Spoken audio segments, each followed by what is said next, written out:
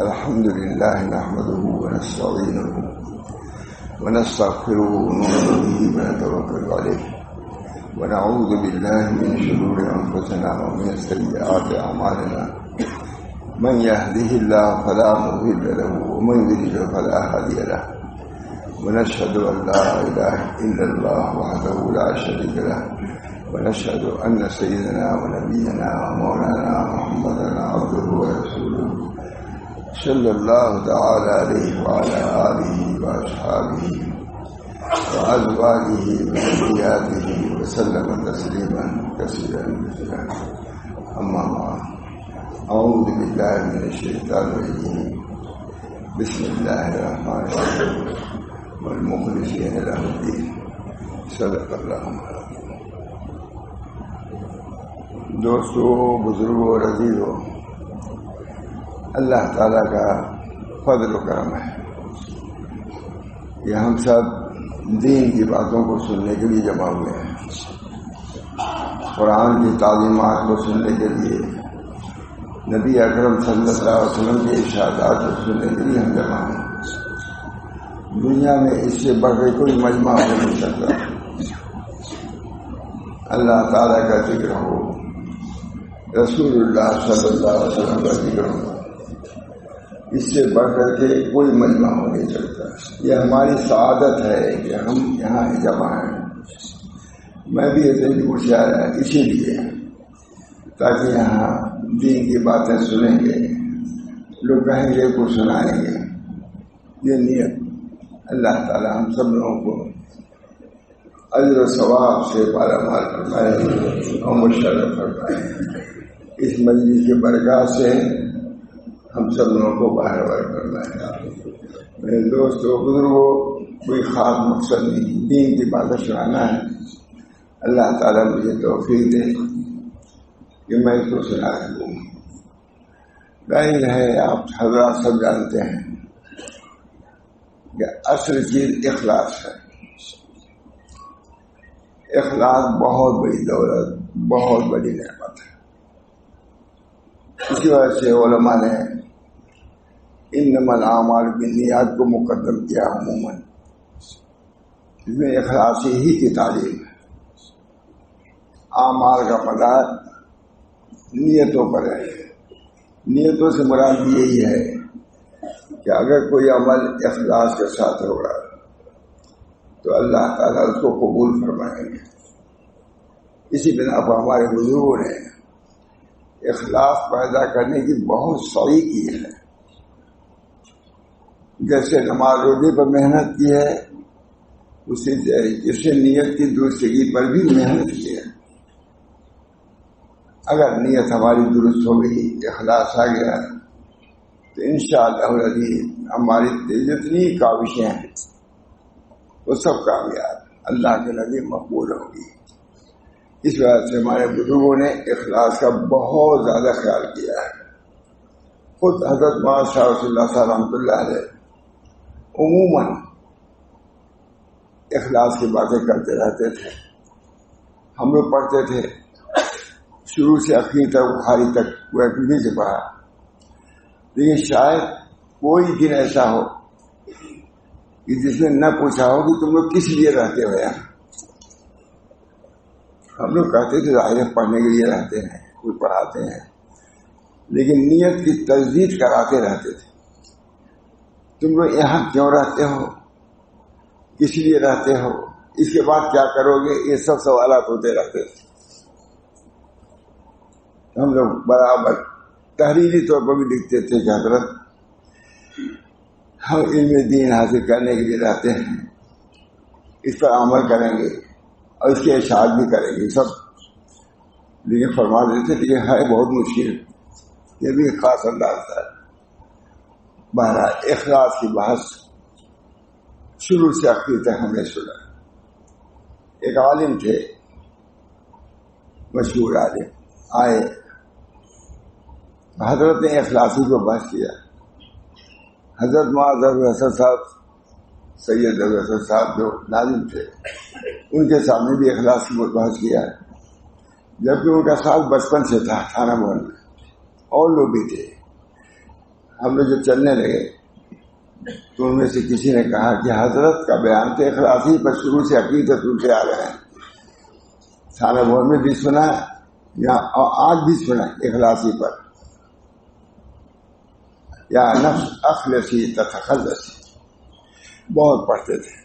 یہ بزرگ نے فرمایا کہ یا نفس اخلصی تتخلصی، اے نفس اخلاص سے اختیار کرو نجات پا جاؤ گے. صرف اخلاص اتنی بڑی نعمت، اتنی بڑی دولت ہے کہ فرماتے ہیں یا نفس اخلصی تتخلصی، اے نفس اخلاص اختیار کرو نجات پا جاؤ گے. نیتی پر حضرت کی ایک کتاب ہے بہت، حضرت مولانا عبداللہ کابودی رحمہ اللہ فرماتے تھے کہ میں نے نیت پر اتنی زبردست بحث نہیں پائی، جیسے بہت سے نسخے لیے کنیڈا لے گئے، تشریف لے آتے تھے مہینے میں 3 دن کے لیے مئو نال بھنجن، اس میں حضرت وہاں سا آدمی مولانا ایوب صاحب یہ سب لوگ سبھی علماء رہتے تھے. زیادہ بحث اخلاصی کو فرماتے تھے. اخلاص بہت بڑی نعمت ہے، اللہ ہم سب کو توفیق دے. مخلصین لہ الدین، یہی میں نے پڑھا ہے، مخلصین لہ الدین. حضرت وہاں قاری محمد طیب صاحب تشریف لے گئے تو اسی پر حضرت نے کلام کیا ہے، حجت اللہ کی بارگاہ میں سے لے آیا ہے پوری بحث. بہرحال اخلاص بہت بڑی نعمت، بہت بڑی دولت ہے. اللہ تعالی ہم لوگوں کو اخلاص کی دولت سے مالا مال فرمائے. ایک بات حضرت ہمارے فرماتے تھے، کسی نے نقل کیا ہے، حضرت مولانا ابوالکلام آزاد نے کہا ہے کہ اب تک کانوں تک پہنچانے کے لیے کوئی ہمارے پاس آلہ نہیں تھا. یہ لوڈ پر ہو گیا ہے، جیسے اپنی آواز کو لاکھوں آدمیوں کو کانوں تک ہم پہنچا سکتے ہیں، مگر اب تک کوئی ایسا آلہ تیار نہیں ہوا جو قلوب تک پہنچا دے. حضرت مولانا ابوالکلام آزاد رحمۃ اللہ نے فرمایا. حضرت کو بات بہت پسند آئی، پھر فرمایا وہ ایجاد ہو چکا ہے آلہ، وہ نبی اکرم صلی اللہ علیہ وسلم ایجاد کر چکے ہیں، وہ ہے اخلاص. اخلاص سے کوئی بات کہو گے قلوب تک پہنچے گی بات سے. یہ آواز ہماری پہنچ رہی ہے، اگر ہمارے اندر اخلاص ہوگا یہ باتیں ہماری قلوب تک پہنچے گی. حضرت مولانا ابوالوفا صاحب آپ سب جانتے ہوں گے، بہت بڑے وائز تھے، مقدر تھے، مشہور تھے علماء میں. ہم لوگوں کے سامنے پوچھا انہوں نے کہ حضرت پہلے سے زیادہ وعظ اور بیان ہو رہا ہے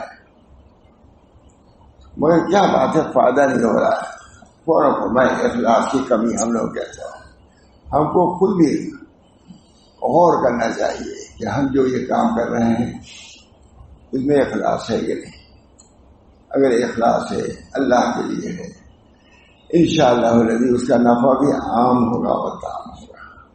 اس بنا پر ابتدائی چیز تو یہی ہے مولانا کہ اپنی نیتوں کو ہم درست کریں. اس درستی میں بہت بہت دن لگ جاتے ہیں. اللہ تعالی ہم سب کو توفیق دے. ایک صاحب تھے بہت بڑے، انہوں نے 25 سال یا 24 سال تک نماز پڑھی تکبیر اولیٰ کے ساتھ. ایک دن تکبیر اولیٰ ان کی فوت ہو گئی تو دل میں خیال ہوا کہ آج لوگ کہیں گے کہ آج ان کی تکبیر اولیٰ فوت ہو گئی. اس سے ان کو جھیپ محسوس ہوئی. کہا معلوم ہوتا ہے کہ تم 24-25 سال جو نماز پڑھے ہو انہی لوگوں کے لیے پڑھا تم نے. پوری نماز کا یاد ہے کہ اللہ کے لیے تم نے نماز نہیں پڑھی. یہ ہم نے حضرت سے سنا تھا، ماشاء اللہ صاحب سے، لیکن عرب عالم نے بھی لکھا یہ بات. معلومات کی اخلاق بہت بڑی ہے. اللہ ہم سب لوگوں کے اخلاص کی طرف. نبی اکرم صلی اللہ علیہ وسلم کے اخلاص کی بات فرمائی اور خوب فرمائی.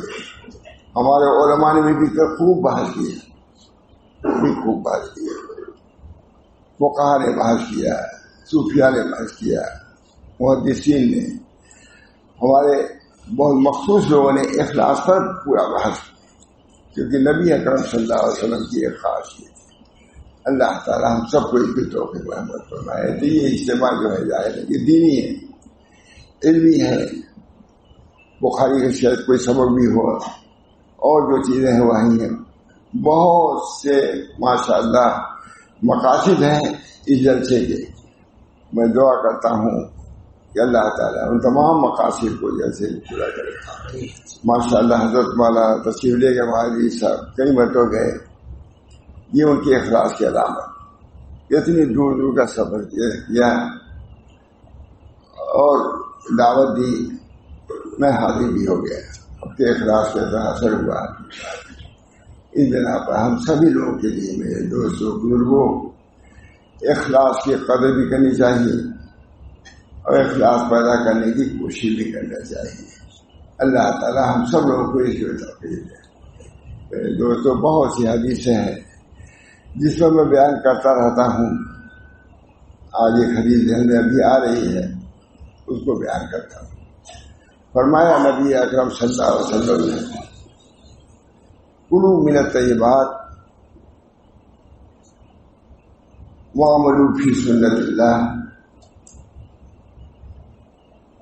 اور اپنے بوائل سے لوگوں کو بچاؤ. دوسری حدیثیں بھی بہت سی ہیں. اتق اللہ حیث ما کنت، یہ چھوٹی چھوٹی حدیث ہے. اتق اللہ حیث ما کنت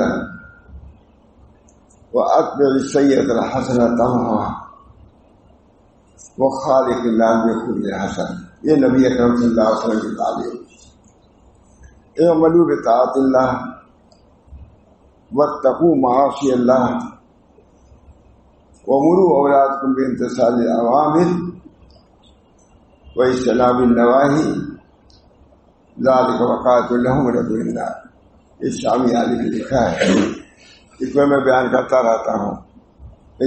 جمع ہوئے تو میں نے بیان کیا اس پر. حضرت صدیق صاحب بھی اسی پر بیان کیا ہے. حدیث اعملوا بطاعت اللہ، بہت سی حدیثیں ہیں. اعملوا بطاعت اللہ، اللہ کی طاعت پر عمل کرو. جو بھی اللہ کا حکم ہے ان سب پر عمل کرو، چاہے عقائد ہوں، چاہے معاملات ہوں، چاہے اعمال ہوں، معاشرت ہو، سب پر. اعملوا بطاعت اللہ میں سب کو داخل ہو گیا. اعملوا بطاعت اللہ واتقوا معاصی اللہ ومروا اولادکم بامتثال الاوامر واجتناب النواہی. اپنے اولاد کو اوامر کے امتثال کیا حکم کرو، خود بھی عمل کرو، اپنے بچوں کو بھی حکم کرو. اس میں بہت کوتاہیاں ہو رہی ہیں. خود تو کچھ عمل کی طرف توجہ ہے مگر اپنے اولاد کی تربیت کی طرف، تعلیم کی طرف توجہ نہیں ہے. اتنی مجمع نہیں مولانا، بہت ہندوستان میں مگر کیا کیا ہو رہا ہے کوئی کہہ نہیں سکتا. اپنی اولاد کی طرف سے عموماً غفلت ہے. خود ہم پڑھ رہے ہیں، لکھ رہے ہیں، لیکن ہماری اولاد کیا کر رہی ہے اس سے ہم غافل ہیں. اس طرح پر ضرورت اس بات کی ہے جو نبی اکرم صلی اللہ علیہ وسلم نے ارشاد تعلیم دی ہے. اعملوا بطاعت اللہ، خود بھی عمل کرو، اللہ کی طاعت پر عمل کرو. واتقوا معاصی اللہ، اور اللہ کے معاصی سے اجتناب کرو. ومروا اولادکم بامتثال الاوامر واجتناب النواہی، اپنے اولاد کو بھی امتثال عوامر کا عمل کرو اور نواہی سے بچے گا. ذالک وقایۃ لهم ولکم من النار، تمہارے لیے ان کے لیے نار سے وقایت دست ہوگا. تو قرآن میں ہے یا ایھا الذین آمنوا قوا انفسکم واہلیکم نارا ہے. اسی طریقے سے نبی اکرم صلی اللہ علیہ وسلم نے گویا کہ اس نے بتایا اس کی شرح. اعملوا بطاعت اللہ واتقوا معاصی اللہ ومروا اولادکم بامتثال الاوامر واجتناب النواہی ذالک وقایۃ لهم من النار. دوستو بزرگوں، یہ حدیثیں ایسی ہیں ان کو اگر پیش نظر رکھا جائے تو انشاءاللہ العزیز اپنی بھی اصلاح ہو اور ہمارے اولاد کی بھی اصلاح برابر ایسی حدیثیں سنانا چاہیے. میں عموماً بیان میں یہی سب حدیثیں بیان کرتا ہوں، لوگ پسند بھی کرتے ہیں. ارے مولوی شامی عالم نے رکھا ہے، ہماری کتاب جو ہے تربیت اولاد اس میں اس حدیث لے آئے ہیں. بلکہ عام طور سے حدیث مشہور نہیں ہے. اعملوا بطاعت اللہ واتقوا معاصی اللہ ومروا اولادکم بامتثال الاوامر واجتناب النواہی ذلک وقایۃ لهم من النار. خود بھی عمل کرو، اپنے عمل کا اپنے اولاد پر بھی اثر ہوتا ہے. بہت فرماتے ہیں کیونکہ کامی مسلم امت لوگ بہت آج کہتے تھے حضرت ہمارے لڑکے اصلاح نہیں قبول کرنا ہے، کہتے تھے خود اس نے اصلاح قبول نہیں کیا، بہت دنوں تک وہی دیکھے ہوئے ہیں. اس طرح پر خود سے اپنی اصلاح کی بھی فکر ہونی چاہیے. انشاءاللہ اگر اپنی اصلاح کی فکر ہوگی تو اولاد کی بھی اصلاح ہوگی. تو اعملوا بطاعت اللہ واتقوا معاصی اللہ ومروا اولادکم بامتثال الاوامر واجتناب النواہی ذالک وقایۃ لهم من النار. جہنم سے بچنے کے یہ طریقہ ہے. دوستو، بزرگوں، عزیزوں، آج ہم سب لوگوں کو اپنی طبیعت کا بھی خیال رکھنے کی ضرورت ہے. بہت سی کوتاہیاں ہیں، عوام میں جائیے تو معلوم ہوتا ہے کتنی کوتاہیاں ہیں. صحیح معنوں میں جو عبرت اور نصیحت ہونی چاہیے ان حالات سے، ہم کو عبرت اور نصیحت نہیں ہو رہی ہے. ہم کو دعائیں بھی کرنا چاہیے، اللہ سے پناہ بھی مانگنا چاہیے، توبہ بھی کرنا چاہیے فتن سے اور استعاذہ. اللہم انی اعوذ بک من الفتن ما ظہر منها وما بطن ومن یوم السوء ومن لیلۃ السوء ومن صاحب السوء من صاحب السوء. اللہ ہم سب لوگوں کو فتنوں سے محفوظ رکھے. حدیث میں آتا ہے کہ اب کے زمانے میں فتنے ایسے آئیں گے کہ چٹائی ہے ایک ایک ٹیکہ نکلتے ختم ہو جاتا ہے. ان فتنوں سے حفاظت کے لیے بہت ضرورت ہے اللہ سے پناہ مانگنے کی. ایک صحابی تھے، وہ برابر فتنوں کے متعلق نبی اکرم صلی اللہ علیہ وسلم سے سوال کیا کرتے تھے. کسی نے کہا کہ تم سے فتنوں ہی کے متعلق زیادہ سوال کرتے رہتے ہو. فرمایا کہ میں اس لیے کرتا ہوں کہ فتنوں سے بچ سکوں. دوستو، ہمارے بزرگان دین فتنوں سے بہت پناہ مانگتے تھے، خاص طور سے ماشاء اللہ علیہ تو بہت. ہم لوگ بازار جاتے تھے، اب جتنے وقت ہو گئے، جب تک ہم لوگ آ نہیں جاتے تھے گھر، اس وقت گئے بازار تک نہیں آئے، اب تک نہیں آئے. کہا بھائی بہت فتنے کا دور ہے، جب تک گھر نہیں آئے تھے میں پریشان رہتا ہوں. بڑے علماء کے یہاں بھی لکھا کہ فتنے کی حفاظت اللہ تعالیٰ ہم سب لوگوں کو فتنوں سے حفاظت بہت خاص طور سے فرما دیتے ہیں. اللہم انی اعوذ بک من الفتن ما ظہر منها وما بطن. ایک ظاہری فتنے ہیں اور ایک باطنی فتنے ہیں. دل میں نسبت کا فقدان ہو جانا، اللہ کی محبت، اللہ کی نسبت کا ختم ہو جانا، یہ اس سے بڑھ کے فتنہ کوئی نہیں ہے. اس وجہ سے اپنے دل کی حفاظت سب سے بڑی چیز. بازاروں میں جاتے ہو اپنے دل پر نگاہ رکھو کہ دل کی نعمت جو ہے اللہ کی محبت نسبت وہ برقرار ہے یا نہیں ہے. سب کچھ حاصل کیا، اگر یہ چیز نہیں حاصل ہوئی یا حاصل ہونے کے بعد ختم ہو گئی، اس سے بڑھ کے کوئی گھاٹا نہیں ہے. ہمارے حضرت خواجہ محمد معصوم فرماتے ہیں، بہت فرماتے ہیں کہ جس دل میں اللہ کی محبت نسبت نہیں ہے، یہ خیال ہوتا ہے کیسے وہ زندہ ہے. یہ حضرات اپنے دل کی فکر کرتے تھے، دل میں اللہ کی محبت کا نسبت پیدا ہو، اس کے لیے کوشش کرتے تھے، اس کے لیے دوسروں کے جاتے تھے تاکہ یہ نسبت پیدا ہو جائے.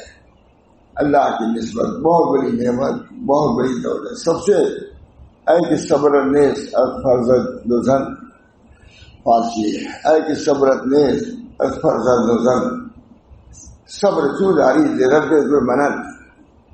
اے وہ شخص جس کو اپنے بال بچوں سے صبر نہیں ہے، اللہ تعالیٰ سے تم کیسے صبر کرتے ہو.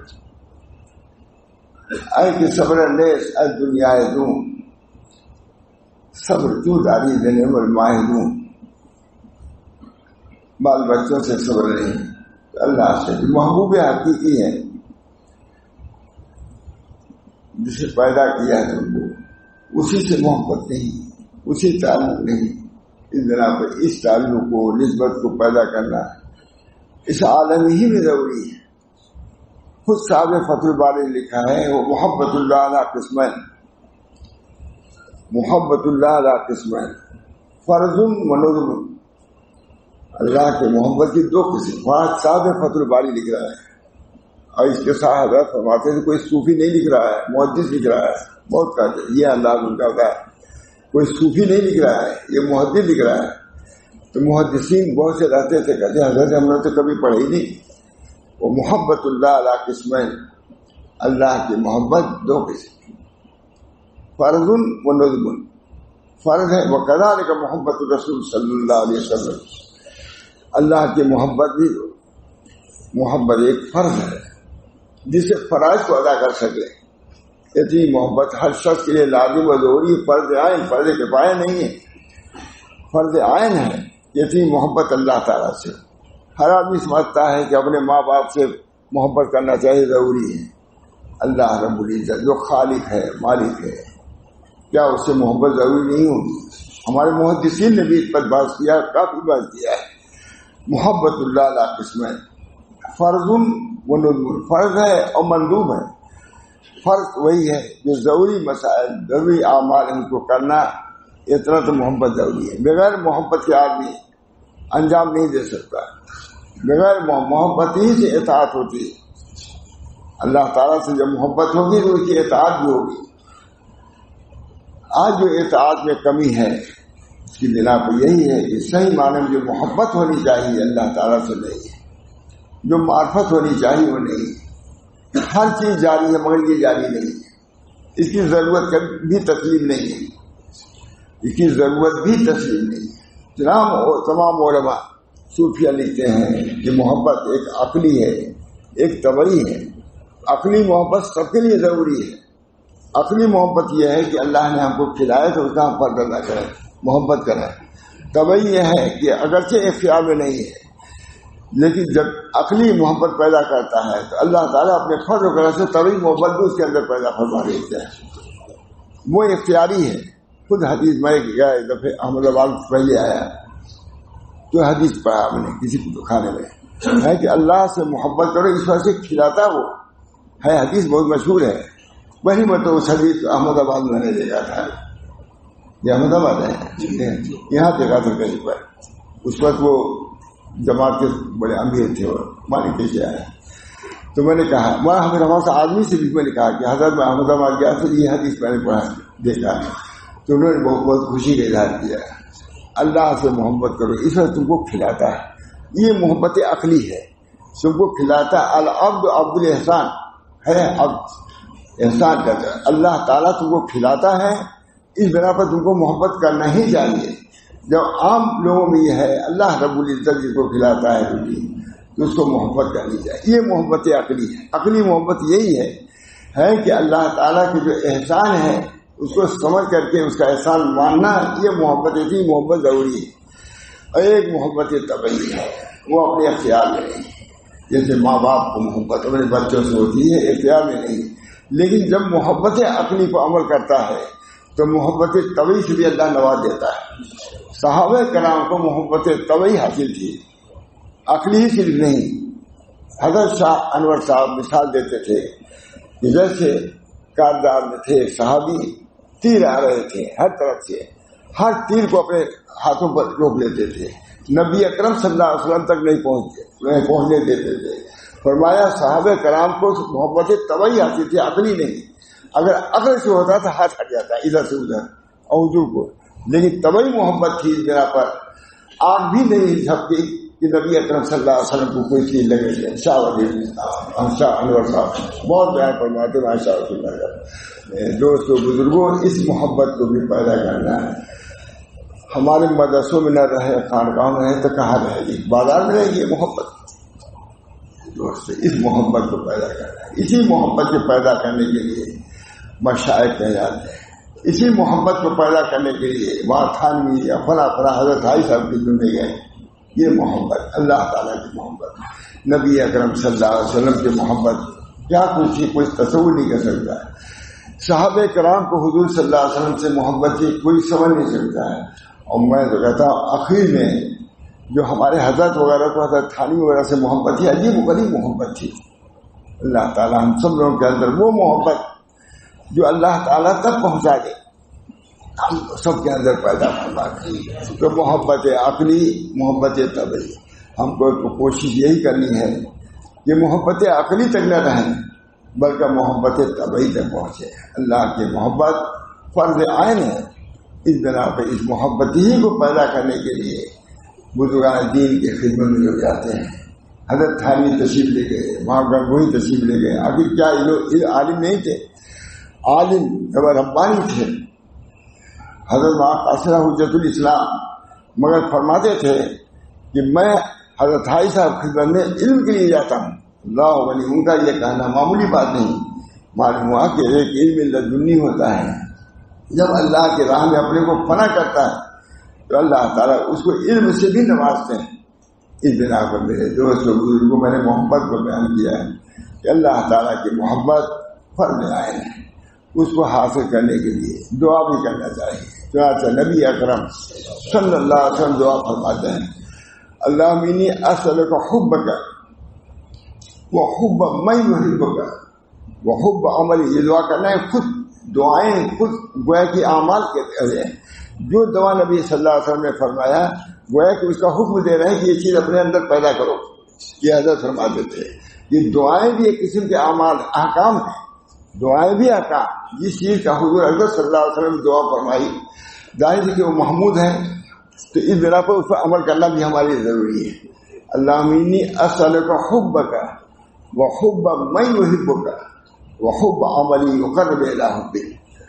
عمل سے بھی محبت ہوتی ہے. جب عمل سے محبت ہوگی تبھی عمل بھی تم کرو گے. کسی سے محبت ہوگی تبھی اس کی اطاعت بھی کرو گے. اللہ کی صحیح محبت ہوگی تو ان کے فرائض کو تم ادا کرو گے. یہ دوستوں بزرگوں محبت اصل چیز ہے. فرماتے تھے ہمارے حضرت بہت کہ ہم لوگوں نے حضرت تھانوی سے تعلق مسائل سے عقیدت کی بنیاد پر نہیں رکھا بلکہ محبت کی بنا پر رکھا.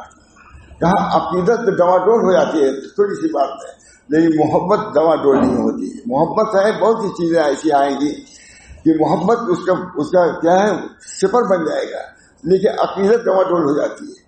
اس بنا پر ہم نے جو محبت تعلق رکھا حضرت تھانوی سے وہ عقیدت کی بنا پر نہیں بلکہ محبت کی بنا پر.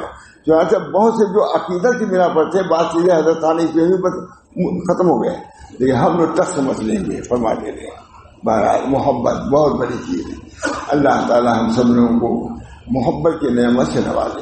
فرماتے تھے کہ دیوار پر جب محبت کا لفظ لکھا رہتا ہے تو محب کہتا ہے کہ تمہاری جگہ دیوار نہیں ہے، تم ہمارے کل میں آؤ. یہ ان کی بات مولانا شاہ اللہ صاحب کی. لوگ سمجھتے ہیں بہت سخت ہے، مشہور یہ ہو گئے سخت. وہ محبت کے پتلے تھے، مجسم محبت ہی محبت تھے. لیکن وہی فرماتے تھے کہ محبت ایسی چیز ہے کہ اگر محبت کا لفظ دیوار پہ لکھا رہتا ہے تو محب یہ کہتا ہے کہ تمہاری جگہ وہ نہیں ہے، یہ میرا دل ہے، آؤ میرے یہاں آؤ. تو محبت بہت بڑی چیز ہے. اللہ انی اسألک حبک وحب من یحبک وحب عملی یقرب الی حبک. اسی میں ایک دفعہ میں تقریر کر رہا تھا مجلس میں، اتنے امام محمد احمد صاحب آئے بہت دور سے. مانا جاری رکھیے اس محبت جاری رکھیے. وہ محبت والے تھے ہی، محبت ان کے خاص یہ تھے. کسی نے حضرت امام عبدالغنی صاحب سے کہا کہ امام محمد احمد صاحب سراپا محبت ہے. کہا اپنی توہین کیا ان کی، کہیے صرف محبت ہے، سراپا بھی اڑا دیجیے، صرف محبت. تو بہرحال ہم کو دونوں شیخ محبتی والے ملے. اللہ تعالی ہم سب لوگوں کے اندر اللہ اپنی محبت، اپنے رسول کی محبت پیدا فرمائے، صالحین کی محبت پیدا فرمائے. بنیاد ہے. چنانچہ کہا ہے وہ محبت اللہ علی قسمین فرض و ندب وکذالک محبت. آگے خود صاحب فتح الباری لکھ رہے ہیں وکذالک محبت رسول صلی اللہ علیہ وسلم. حضور اقدس صلی اللہ علیہ وسلم کی محبت بھی فرض ہے، جیسے اللہ کی محبت اللہ کے رسول کی محبت بھی فرض ہے. اس بنا پہ اس محبت کو پیدا کرنے کے لیے آدمی بزرگوں کے پاس جاتا ہے. نبی اکرم صلی اللہ علیہ وسلم سے صحابہ نے محبت سیکھا، صحابہ سے دوسرے صحابہ نے سیکھا. یہ ہمارے بزرگ دین محبت کے پودے تھے. ہم خود دیکھا ہم نے حضرت حاجی صاحب کو، وہاں تھانوی کو، وہاں شاہ رسول اللہ صاحب کو کتنی محبت فرماتے تھے اپنے لوگوں سے. اللہ تعالیٰ ہم سب لوگوں کو اپنی محبت سے نواز دے. دعا ہے اللہم انی اسألک حبک وحب من یحبک وحب عمل یقرب الیک. نبی اکرم صلی اللہ علیہ وسلم صحابہ سے کیسی محبت تھی اس کی مثال میں نے دی. بہرحال اس محبت ہی کی بنا پر ہم لوگ جمع ہوتے ہیں، پڑھتے پڑھاتے ہیں. اللہ تعالیٰ ہم سب کو توفیق دے اپنی محبت کے بھی، اپنے رسول کی محبت کی، اپنے دین کی محبت. دین کی محبت ہوگی ہے تو دین کی محبت ہونے پر اس کو ضائع نہیں ہونے دیں گے، خود اختیار کریں گے. اپنے لڑکوں کو بھی اس میں پیدا کرنے کی کوشش کریں گے. اس بنا پر اس کی توفیق کی دعا کیجیے. ہمارے بھی دعا کیجیے، اپنے بھی دعا کیجیے. کیونکہ رات کو خاصا میں جا رہا ہوں، اس بنا پر تھوڑا سی طبیعت بھی سست ہے. اس بنا پر تھوڑا سا اور کوئی بیان کرنا چاہے تو کر سکتا ہے. اللہ تعالیٰ ہم سب کو توفیق دے. آپ حضرات کی محبتی کی بنا پر بھی جمع. میری طبیعت خرابی ہے، کمزور بھی ہوں، لیکن مولانا تشریف لے کے مہاجر صاحب میں حاضر ہو گیا. کہ بہت دن ہو گیا سے ملاقات میں بھی، کیونکہ میں دیکھ رہا تھا کہ میرے محبین بہت زیادہ ہیں. یہاں تو خود داعیہ جذبہ پیدا ہوا کہ میں یہاں آ جاؤں. اگرچہ تحقیق کی روح سے زیادہ مجھے آنا مناسب نہیں تھا، لیکن اللہ تعالیٰ کے شکر سے آ گیا. آپ حضرات سے ملاقات ہو گئی، میرے دل میں قوت ہو گئی، مسرت ہو گئی. اللہ تعالیٰ اس کے فیض و برکات سے مجھے بھی مثبت فرمائے ہیں، اور آپ حضرات کو بھی بلکہ سارے عالم کو بھی. اس کی ضرورت ہے. دنیا میں امن نہیں ہے، چین نہیں ہے. ہمارے حضرت محمد احمد شعر سناتا ہوں، بہت رحمت کا ابر بن کر جہاں بھر میں چھائیے. بہت عمدہ شعر سمجھا. کیا کیا حالات ہیں. رحمت کا ابر بن کر جہاں بھر میں چھائیے، عالم یہ جل رہا ہے برس کر بجھائیے. گھروں میں بھی آگ لگی ہے، اداروں میں، گھروں میں باہمی الفت جو محبت ہونی چاہیے باہمی، اس میں ہم کمی محسوس کرتے ہیں. اللہ تعالیٰ ہم سب لوگوں کے دلوں میں باہمی محبت بھی پیدا فرمائے، حسن زن پیدا فرمائے. حسن زن، حسن گمان، یہ بہت چیزیں ضروری ہیں. نبی اکرم صلی اللہ علیہ وسلم نے فرمایا کہ دیکھو تم نے ایسی بات نہ کہا کرو جس سے میرے دل میں انقباض پیدا ہو. میں منشرح القلب ہو کر کے تمہارے اندر آنا چاہتا ہوں. جس کی حضرت ہمارے شرف فرماتے تھے بہت کہ ایسی کوئی بات کسی کے متعلق کوئی نہیں کہی جس سے ہماری انشراح میں کمی ہو. میں منشرح القلب ہو کے تم لوگ میں آنا چاہتا ہوں. جتنا میرے دل پہ انشراح ہوگا تم سے اتنی فیض پہنچے گا. اگر انقباض ہوگا تو فیض میں کمی ہو جائے گی. اس کی حضور صلی اللہ علیہ وسلم کوشش کرتے تھے کہ ہمارے صحابہ ایسی باتیں کوئی ہم سننے نہ پائیں، کوئی پیدا نہ ہو پائے جس سے انقباض پیدا ہو. اس بنا پر وہاں ہر مسلمان کے لیے لازم ہے کہ اپنے سے دوسروں کو منشر رکھے، خود منشر رکھے. انشاءاللہ اس کی وجہ سے باطنی فائدہ بھی ہوگا. خود نبی اکرم صلی اللہ علیہ وسلم نے ارشاد فرمایا باہمی نزاعات سے اپنے کو بچاؤ. اس وجہ سے یہ موڈ دینے والی چیز ہے. اور میں نہیں کہتا کہ یہ کیا کہتے ہیں بالوں کو موڑنے والی چیز ہے، بلکہ تمہارے دل کو موڑ دینے والی چیز ہے، تمہارے دین کو موڑ دینے والی چیز ہے. اس بنا پر ان چیزوں سے بھی احترام بہت ضروری ہے جو مسلمانوں میں عام ہے. ہم لوگ دن رات یہی سنتے ہی رہتے ہیں بھائی یہ معاملہ کس سے ہے، کہاں باہمی معاملہ ہے. ایسے ایسے معاملات جسے تعجب ہوتا ہے باہمی تعلقات میں ایسے معاملات کیسے آتے ہیں. معلوم ہوا کہ قلب جو ہے ہمارا منشرح نہیں ہے، ہمارے قلب میں صفائی نہیں ہے. اس بنا پر باہمی اختلافات جزاعات کا بازار کرنا. اللہ ہم سب کو توفیق دے کہ باہم محبت ہو، تعلق ہو، انشراح ہو. یہ بہت بڑی نعمت ہے اور اس وقت دنیا کو اس کی ضرورت ہے. اللہ ہم سب کو توفیق دے. وآخر دعوانا ان الحمدللہ رب العالمین. کچھ اللهم صل على سيدنا محمد وعلى آله وصحبه أجمعين. اللهم صل على سيدنا محمد وعلى آله اللهم صل على سيدنا محمد وعلى آله وصحبه أجمعين. اللهم صل على سيدنا مولانا محمد عدد ما في الله صلاة دائمة بدوام ملك الله. اللهم صل على سيدنا مولانا محمد عدد ما في الله صلاة دائمة بدوام ملك الله.